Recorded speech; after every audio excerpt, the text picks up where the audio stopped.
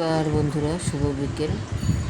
আমি আজকে এই গরমে পোস্ত যে কোনো রেসিপি পেট ঠান্ডা করে, তাই আমি আজকে রুই পোস্ত একটা ভিডিও দিচ্ছি। চলুন কীভাবে করবেন। প্রথমে আমি যে পোস্ত বেটে নিয়েছি, তার সঙ্গে কিছুটা কাঁচা লঙ্কা, হলুদ, নুন, একটু ঝাল লঙ্কার গুঁড়ো রেখেছি। নিয়ে আমি 4 পিস রুই মাছ পরিষ্কার করে ধুয়ে নুন হলুদ মাখিয়ে কড়াইয়ে সরষের তেল দিয়ে এই যে লাল লাল করে ভাজতে বসিয়েছি। এবার ভাজা হয়ে গেল।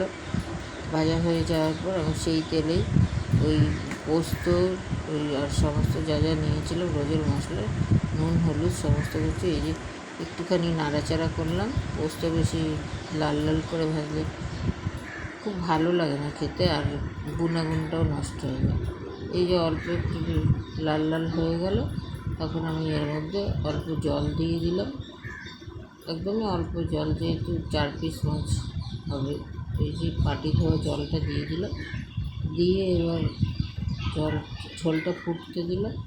খুব গরমে খুব ঝাল বানাচ্ছি না। তারপরে ভাজা মাছটা দিয়ে দিলাম। যখন এরকম টেক্সচারটা হলো, এবার ফুটতে দিলাম। যখন এরকম ঘন এরকম ফুটতে দিয়ে গ্যাসটা কমিয়ে দিয়ে একটু ওয়েট করতে হবে।